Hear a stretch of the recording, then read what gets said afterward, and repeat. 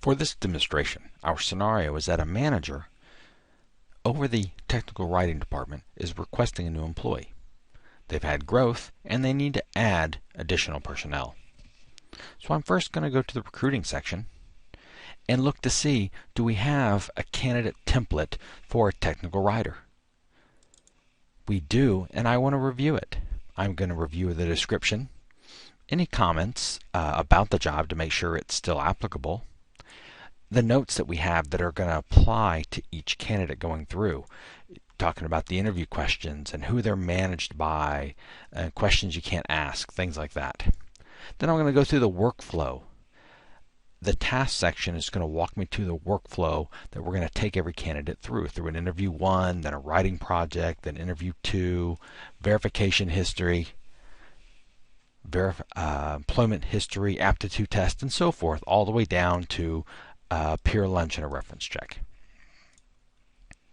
Next, in the document section, I'm going to get to see, I can view the job descriptions, interview questions, the writing project that's going to be assigned to it, and so forth. These all look good, so I don't need to change any of them. Then I'm going to go into the scores, and I want to find out how we're going to rate this person. We have a reviewer subjective, we have education, and exactly how we're going to score them. We have experience, the writing project, aptitude, and culture. So far, all these look fine. So then, I'm going to create a new opening. My new opening is Technical Writer for Quarter 3, 2012. This position is the EEO title of professionals. It's Workers' Comp Code 8810. It's full-time. Here's my pay grade, pay class, and so forth. So all the details about the position. From here, because my position is created, I can just start adding applicants. For my applicant screen, I can search through.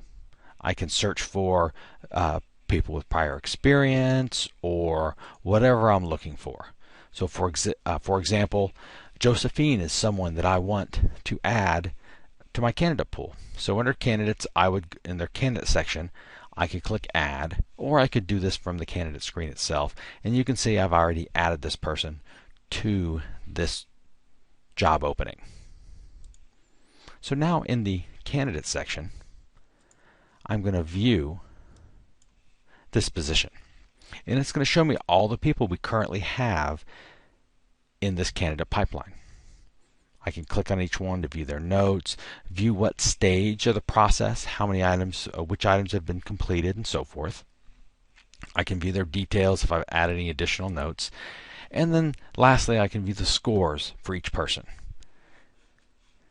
As we enter the scores, the system is going to rank them based on how I score them as a standardized method of scoring. So it's going to help me select the best hire.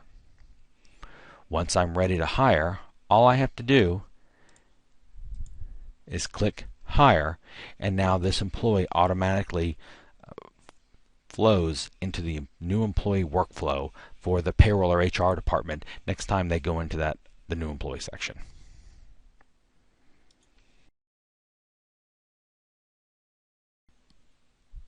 So the next phase of the workflow process is to bring the employee into payroll, or to convert the applicant to an employee.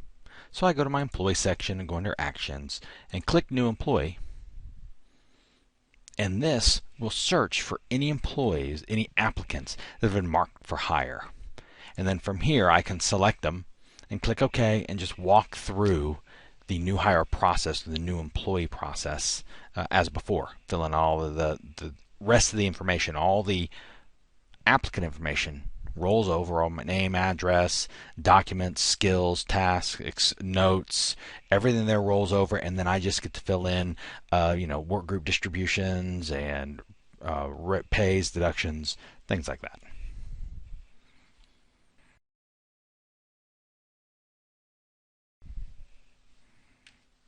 Now that the employee or the applicant has been converted to an employee, the next phase is to kick off the new hire workflow process. The workflow process is handled by the ERM, or the Employee Relationship Manager. When I go into my ERM, my templates or my workflow processes that I want to standardize have already been set up. I can look at, I have ones that are standardized for a new hire, an employee conflict, employee compliments, and so forth. And each one of these comes with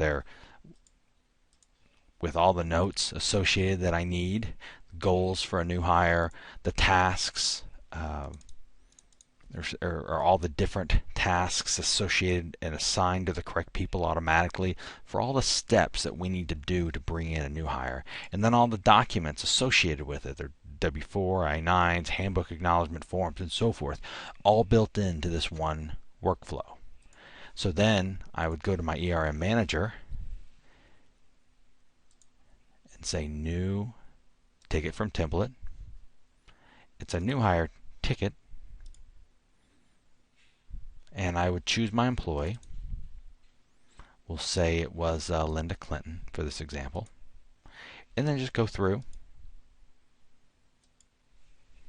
and it's going to automatically build out the ticket with the due dates for the tasks automatically assigned based on how I configured the tasks in the template.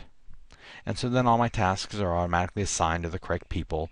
The network login's assigned to my network manager. My building access code is assigned to my logistics manager, and so forth.